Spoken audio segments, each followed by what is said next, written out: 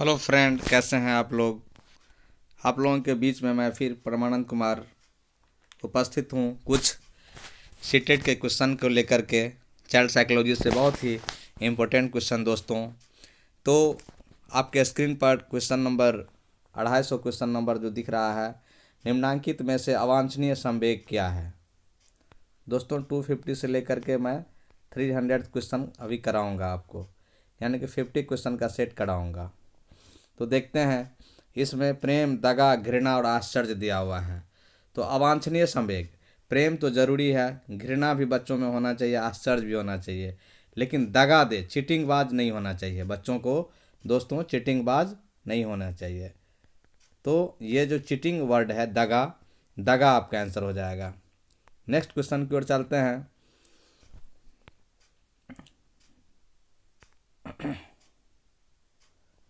बालक के खेल के विकास को प्रभावित करते हैं। बालक के खेल के विकास को कौन सा चीज़ प्रभावित करते हैं? शारीरिक स्वास्थ्य, वातावरण, खाली समय। तो दोस्तों ये तीनों चीज़ बच्चों को ये ज़रूरत है, उसके खेल के विकास को, बालक के खेल के विकास को प्रभावित करता है। दैट मीन्स उपयुक्त सभी आपका ऑप्शन हो जाएगा सही। नेक्स्ट क्वेश्चन, निम्न ग्रंथि के दोषपूर्ण कार्य के कारण व्यक्ति का लैंगिक विकास उचित रूप से नहीं हो पाता है। दोस्तों बड़ा अच्छा क्वेश्चन है। निम्न ग्रंथि के दोषपूर्ण कार्य के कारण से कौन सा ग्रंथि ऐसा है जिसके कारण से व्यक्ति का लैंगिक विकास नहीं हो पाता है, उसका लैंगिक विकास उचित रूप से नहीं हो पाता है? तो ये पीनियल ग्रंथि है दोस्तों। इस ग्रंथि के कारण से बच्चों का जो लैंगिक विकास है वो उचित रूप से नहीं हो पाता है, अगर ये पीनियल ग्रंथि में दोष है तो। नेक्स्ट, अतिरिक्त शक्ति के सिद्धांत का संबंध है। अतिरिक्त शक्ति के सिद्धांत का संबंध है दोस्तों, अतिरिक्त शक्ति के सिद्धांत का संबंध क्या चीज़ है? अतिरिक्त शक्ति तो बुद्धि से, स्मृति से, पढ़ने से और खेल से, ये 4 ऑप्शन दिया हुआ है। तो अतिरिक्त शक्ति का जो संबंध है वो खेल से संबंधित है। आपका एक्स्ट्रा जो पावर होगा वो आप खेल में आपको दिखेगा, ठीक है।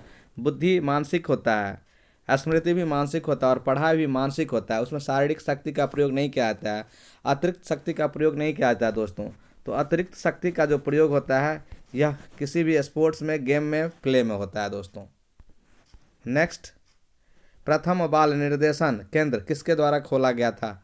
प्रथम बाल निर्देशन केंद्र, यह विलियम हिली के द्वारा खोला गया था दोस्तों। ऑप्शन बी, विलियम हिली। प्लेटो, डार्विन और रूसो नहीं होगा। ये सब विचारवादी सिद्धांत दिए थे, इन्होंने विकासवाद का सिद्धांत दिया था। ये लोग बहुत बड़े बड़े फिलोसफर हैं, लेकिन बाल निर्देशन केंद्र जो खोला था विलियम हिली ने। नेक्स्ट, संरचनात्मक अधिगम सिद्धांत जोर देता है। संरचनात्मक अधिगम सिद्धांत जोर देता है। संरचनात्मक, कंस्ट्रक्शनल लर्निंग जो प्रिंसिपल है वो क्या चीज़ पर ध्यान देता है? तो विद्यार्थियों द्वारा नवीन ज्ञान की संरचना पर ध्यान देता है दोस्तों। विद्यार्थियों द्वारा नवीन ज्ञान की संरचना पर ध्यान देता है, ये ऑप्शन सी आंसर होगा। शिक्षक की तानाशाही की भूमिका तो नहीं देता है, विषय सामग्री के रहने पर भी नहीं है और अनुकरण करने पर भी नहीं होगा। नेक्स्ट क्वेश्चन की ओर चलते हैं। क्रियात्मक अनुसंधान का उद्देश्य क्या है? क्रियात्मक अनुसंधान बहुत अच्छा क्वेश्चन है दोस्तों। नवीन ज्ञान की खोज में नहीं, शैक्षिक एवं व्यवहार विज्ञान में परिवर्तन, विज्ञान में परिवर्तन तो होगा ही नहीं दोस्तों। विद्यालय तथा शैक्षिक प्रणाली में सुधार, तो ये आपका सही ऑप्शन है। उपरोक्त सभी नहीं कर सकते हैं, आप सी ऑप्शन के साथ जाएंगे और सही होगा आपका। नेक्स्ट क्वेश्चन, क्रिस्टीना अपनी कक्षा का क्षेत्र भ्रमण पर ले जाती है। क्रिस्टीना क्या करती है? अपनी कक्षा को क्षेत्र भ्रमण पर ले जाती है और वापस आने पर अपने विद्यार्थियों के साथ भ्रमण पर चर्चा करती है। यह क्या है? तो यह चर्चा जो करती है तो सीखने के लिए आकलन है, आकलन के लिए सीखना है, नहीं भाई, सीखने के लिए आकलन है। ये सीखने के लिए आकलन आप कर सकते हैं, सीखने के लिए आकलन, ऑप्शन ए। और ये तीनों ऑप्शन आपका रॉन्ग है। नेक्स्ट, सबसे अधिक गहन और जटिल सामाजिकरण क्या होता है?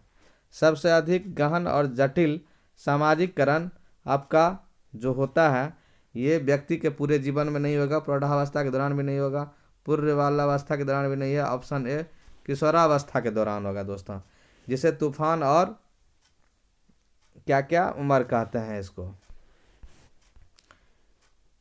सीखने का वह सिद्धांत जो पूर्ण रूप से और केवल अवलोकनीय व्यवहार पर आधारित है, सीखने के डैश डैश सिद्धांत से संबंधित है। सीखने का वह सिद्धांत जो पूर्ण रूप से और केवल अवलोकनीय व्यवहार पर आधारित है, सीखने के सिद्धांत से संबंधित है। तो ये व्यवहारवादी सिद्धांत से व्यवहार पर आधारित है, तो व्यवहारवादी सिद्धांत ऑप्शन बी आपका जाता है दोस्तों। सीखने का वह सिद्धांत जो पूर्ण रूप से और केवल अवलोकन व्यवहार पर आधारित है, ऑब्जर्वेशन पर आधारित है। विकासवादी नहीं होगा, रचनावादी संज्ञानवादी नहीं होगा। व्यक्तिगत विद्यार्थी एक दूसरे से डैश डैश में भिन्न होते हैं, तो विकास के दर में भी भिन्न होते हैं दोस्तों, विकास के दर में भिन्न होते हैं, क्योंकि सबका व्यक्तिगत विद्यार्थी एक दूसरे से विकास के दर में भिन्न होती है। विकास क्रम, विकास की सामान्य क्षमता, वृद्धि एवं विकास के सिद्धांत, ये सब में सब सेम होगा दोस्तों। पियाजे के अनुसार संज्ञानात्मक बाल विकास की कितनी अवस्थाएं हैं? तो 4 अवस्थाएं संज्ञानात्मक विकास की, जिन पियाजे साहब ने बताया दोस्तों, ये बी ऑप्शन आपका होगा। बिग व हट के अनुसार डैश डैश की विशेषताओं को सर्वोत्तम रूप से व्यक्त करने वाला एक शब्द है परिवर्तन। परिवर्तन शारीरिक, सामाजिक और मनोवैज्ञानिक होता है। परिवर्तन जो होता है शारीरिक, सामाजिक और मनोवैज्ञानिक होता है, वो किशोरावस्था में होता है दोस्तों। प्रौढ़ावस्था नहीं, बाल्यावस्था नहीं, शैशवावस्था नहीं, किशोरावस्था में ही हो जाता है। बड़ा अच्छा क्वेश्चन था। लॉरेंस कोहलबर्ग विकास के क्षेत्र में शोध के लिए जाने जाते हैं। तो लॉरेंस कोहलबर्ग का जब भी नाम आएगा दोस्तों, तो इसका मोरल एजुकेशन से संबंधित इसकी बात थी, नैतिक पर ये जोर दिया था। तो ये आपका ऑप्शन सी आंसर हो जाएगा। एक कक्षा में वैयक्तिक विभिन्नताओं के क्षेत्र को हो सकता है, एक कक्षा में वैयक्तिक विभिन्नता का क्षेत्र हो सकता है, रुचियों के, सीखने के, चरित्र के, तीनों के आधार पर विभिन्न क्षेत्र हो सकता है, रुचियों के आधार पर, सीखने के आधार पर, चरित्र के आधार पर। ये सभी सही है। कौन सा सीखना अस्थायी होता है? जो बच्चा समझकर अंडरस्टैंडिंग पावर करता है, कम्प्रिहेंसिव होता है, समझ कर करता है, तो वो ज़्यादा लंबा होता है, और सुनकर, देखकर, रटकर ये नहीं होता है। औपचारिक संक्रियात्मक अवस्था क्या है? औपचारिक संक्रियात्मक अवस्था जो है दोस्तों, वह 11 वर्ष के बाद की अवस्था है, 11 से 16, 15 की अवस्था है।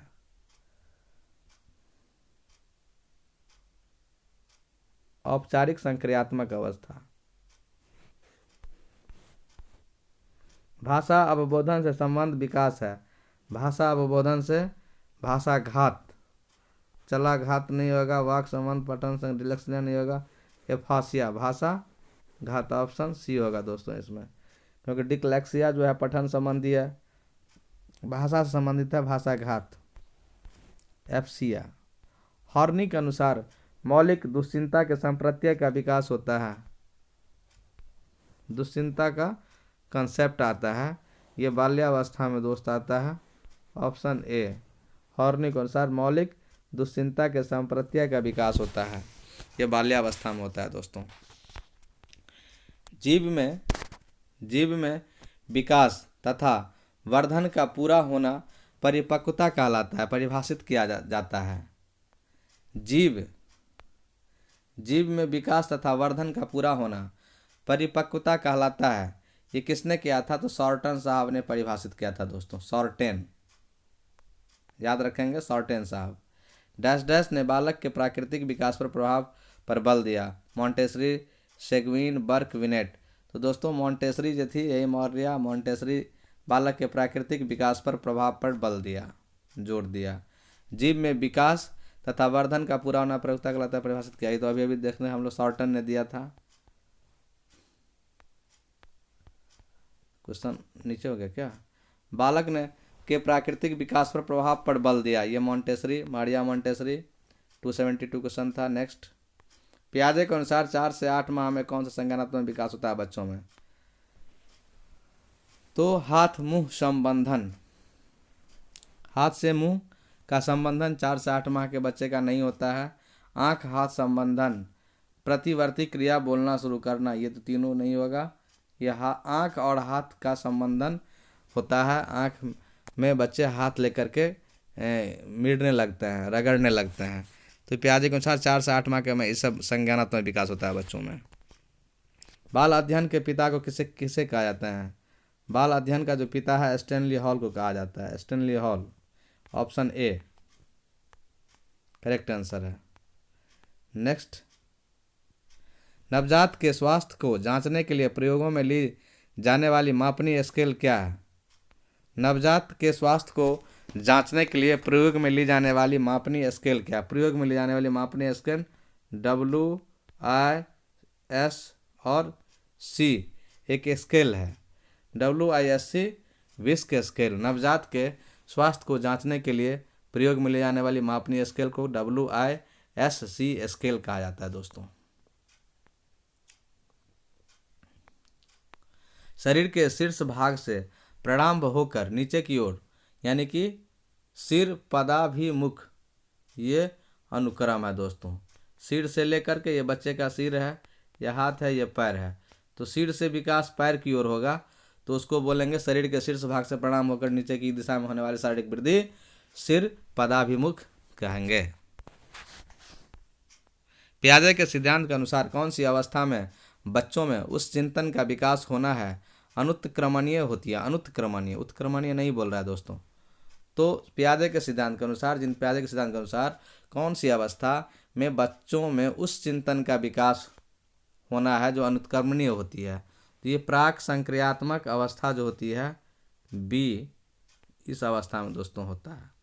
ये ऊपर वाला और मूल संक्रियात्मक औपचारिक संक्रियात्मक नहीं होगा। प्राक संक्रियात्मक अवस्था में बच्चों में चिंतन का विकास होता है। नेक्स्ट 278 क्वेश्चन, निर्जीव वस्तुओं का सजीव गुण देने वाली प्रकृति का पियाजे ने क्या नाम दिया? सजीव चिंतन का बात बोला प्रकृति ने, सजीव चिंतन की बात बोला प्रकृति ने दोस्तों, सजीव चिंतन का ये किया, ऑप्शन सी। बालकों के सर्वतोमुखी विकास हेतु सर्वाधिक उचित विद्यालय का जो पाठ होता है वो खेल का मैदान है। समुदाय, प्रकृति, जगत, ये सब नहीं होगा, खेल का मैदान, जहाँ सब विकास होता है बच्चों का, सभी तरह का विकास होगा। बालक के विकास से ज़्यादा महत्वपूर्ण क्या है? बालक के विकास से ज़्यादा महत्वपूर्ण है उसका वंशक्रम, वातावरण, वंशक्रम और वातावरण दोनों, शिक्षा। तो देखिए दोस्तों, बालक के विकास में सबसे ज़्यादा महत्वपूर्ण क्या है? तो वंशक्रम होगा, लेकिन वातावरण भी होगा। शिक्षा जरूरी नहीं है, लेकिन ये चीज़ वंशक्रम और वातावरण, ये दो चीज़ उसका सही होगा तो इसका शिक्षा भी महत्वपूर्ण होगा, विकास हो जाएगा दोस्तों। ये दोनों बहुत ही वाइटल पॉइंट है, ये दोनों डिपेंड करता है, तभी शिक्षा का स्तर भी अच्छा होता है। विकास की दृष्टि से सही क्रम है, विकास की दृष्टि से सही क्रम क्या है? तो पहले आत्मीकरण, समायोजन और अनुकूलन, ये ऑप्शन ए आपका सही है दोस्तों। और ये तीनों नहीं होगा। पहला क्रम है आत्मीकरण, तब समायोजन, तब अनुकूलन होता है बच्चों में। पहले अनुकूलन आ ही नहीं सकता है, ठीक है, आत्मीकरण होता है विकास की दृष्टि से। पियाजे के संज्ञानात्मक विकास चरणों में से कौन एक सही नहीं है? सही नहीं है दोस्तों। पियाजे के संज्ञानात्मक विकास चरणों में से कौन एक सही नहीं है? तो समायोजन, साम्य धारणा, नए पदार्थ का आत्मीकरण, पूर्व ज्ञान सही नहीं है दोस्तों, और सब सही है। नए पदार्थ का आत्मीकरण जरूरी है, समायोजन भी, साम्य धारण भी जरूरी है। मैडम मॉन्टेसरी ने अधिगम परिवेश में सर्वाधिक बल किस पर दिया? मैडम मॉन्टेसरी ने अधिगम परिवेश में सर्वाधिक बल 5 ज्ञानेंद्रियों पर दिया। पांच ज्ञानेंद्रियों पर दिया। ये 5 ज्ञानेंद्रियों पर दिया।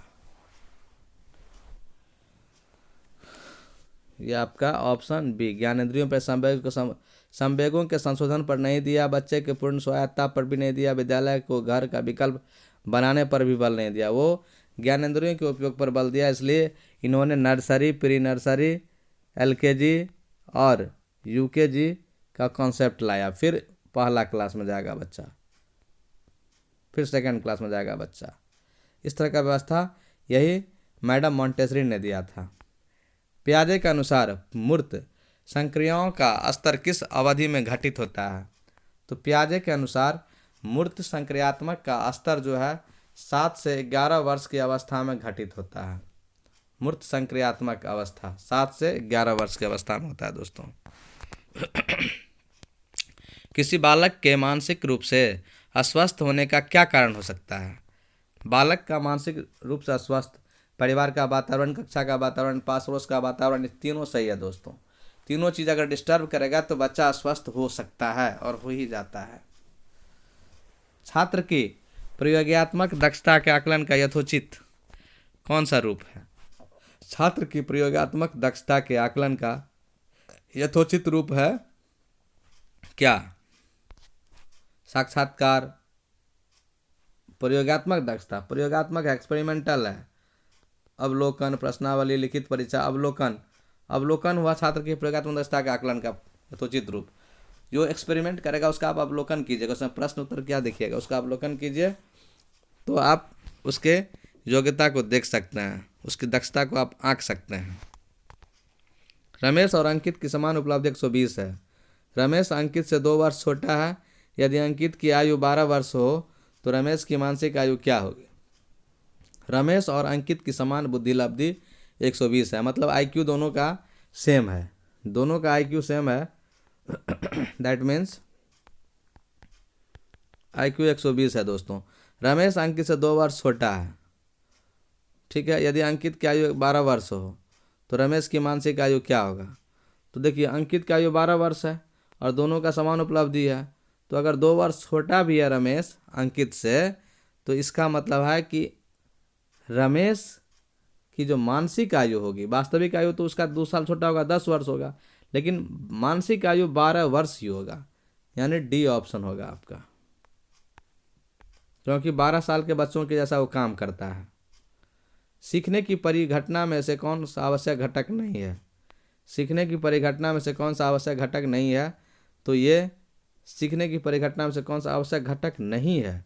शिक्षक तो आवश्यक घटक है नहीं है, दिया है।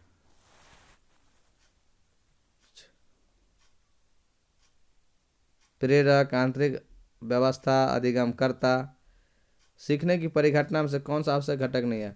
अगर शिक्षक नहीं रहे तो ही बच्चे सीख सकते हैं।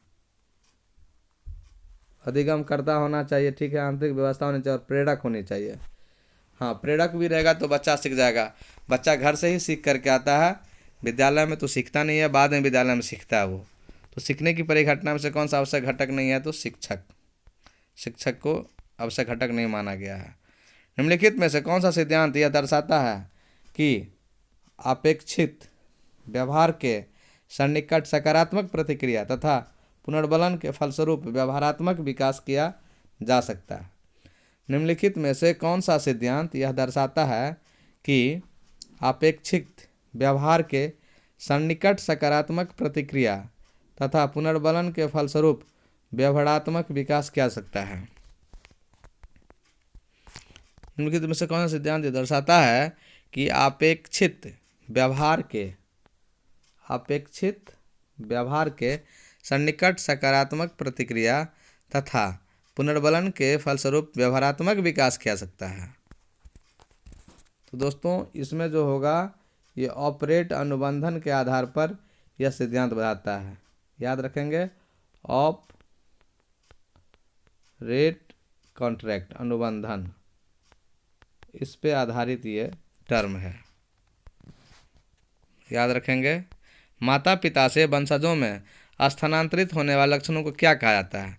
माता पिता से वंशजों में स्थानांतरित होने वाले लक्षणों को हेरिडिटरी कहा जाता है, अनुवांशिकता कहा जाता है, जिसको हेरिडिटरी भी कहते हैं। नेक्स्ट, बुद्धि का कौन सा सिद्धांत सामान्य बुद्धि G और विशिष्ट बुद्धि S की उपस्थिति का समर्थन करता है? तो ये स्पीयरमैन का सिद्धांत है द्विखंडन सिद्धांत। स्पीयरमैन का द्विखंडन सिद्धांत। व्यक्ति अस्थायी समायोजन है। व्यक्ति अस्थायी समायोजन है पर्यावरण के साथ, जीवन के साथ, प्रकृति के साथ, यानी ये सभी। डी ऑप्शन सही है। शर्म तथा गर्व जैसी भावना का विकास किस अवस्था में होता है? तो ये बाल्यावस्था में शर्म और गर्व जैसी बात आ जाती है बच्चों में। शैशवावस्था की मुख्य विशेषता नहीं है। शैशवावस्था की मुख्य व्यवस्था चिंतन की प्रक्रिया नहीं होती है। अनुकरण द्वारा सीख जाता है, जिज्ञासा होती है, सीखने की प्रक्रिया होती है, लेकिन ये नहीं होता चिंतन प्रक्रिया। किसी विद्यार्थी का सबसे महत्वपूर्ण विशेषता क्या है? विद्यार्थी के सबसे विशेष महत्वपूर्ण जो है आज्ञाकारिता है, ओबीडियंट उसको होना चाहिए। ओबीडियंट है आरुणि की तरह। भक्त आरुणि के बारे में, शिष्य आरुणि के बारे में हम लोग जानते हैं। तो इस तरह का जो बच्चा मिलेगा तो उसे सबसे महत्वपूर्ण विशेषता बच्चों में हुआ। निम्नलिखित में से किस स्तर के बच्चे अपने समकक्षी वर्ग के सक्रिय सदस्य बन जाते हैं? वह किशोरावस्था का जो बच्चा होगा अपने समकक्षी वर्ग के सदस्य बन जाएंगे। विकास शुरू होता है तो विकास तो प्रसव पूर्व से ही समाप्त, प्रसव पूर्ण अवस्था से शुरू हो जाता है। प्रसव पूर्ण। पियाजे के अधिगम के संज्ञानात्मक सिद्धांत के अनुसार वह प्रक्रिया जिसके द्वारा संज्ञानात्मक संरचना को संशोधित किया जाता है क्या कहलाता है? ये समावेशन कहा जाता है। समावेशन, ऑप्शन सी, समावेशन कहलाता है। कोहलबर्ग के अनुसार सही और गलत के बारे में निर्णय लेने में शामिल चिंतन प्रक्रिया को क्या कहा जाता है? सही और गलत को नैतिक तर्क, मोरल रीजनिंग कह सकते हैं, मोरल लॉजिक कह सकते हैं। क्वेश्चन नंबर 300 आपका बहुत ही इंपॉर्टेंट क्वेश्चन है। शिक्षक को यह सलाह दी जाती है कि वे अपने शिक्षार्थियों को सामूहिक गतिविधियों में शामिल करें, क्योंकि सीखने को सुगम बनाने के अतिरिक्त ये डैश डैश में भी सहायता करती है। क्या चीज़ में सहायता करती है? बच्चे तो सामाजिकरण में सहायता करती है, सामूहिक गतिविधि में शामिल करने पर। इसलिए शिक्षकों को भी सामूहिक गतिविधि में ट्रेनिंग दी जाती है। मुख्यमंत्री सुरक्षित शनिवार को भी जो ट्रेनिंग दी जाती है सुरक्षित शनिवार के लिए, वह भी सामूहिक गतिविधि कराई जाती है। तो दोस्तों, इस तरह के क्वेश्चन के लिए आप मेरे स्टडी पॉइंट अंधरा ठाड़ी को सब्सक्राइब कर लें, और ये वीडियो अगर अच्छा लगे दोस्त तो ज़रूर इसको फिर से लाइक करें, कमेंट करें और शेयर करें दोस्त। स्टडी पॉइंट अंधरा ठाड़ी लिखेंगे इंग्लिश में या परमानंद कुमार अंधरा ठाड़ी करेंगे तो मेरा चैनल आ जाएगा दोस्तों। कृपया मेरे चैनल को सब्सक्राइब कीजिए और व्यू कीजिए, देखिए दोस्तों, इससे आपका ज्ञान अर्जन ही होगा। थैंक यू दोस्तों। नेक्स्ट आते हैं फिर से अगले वीडियो में।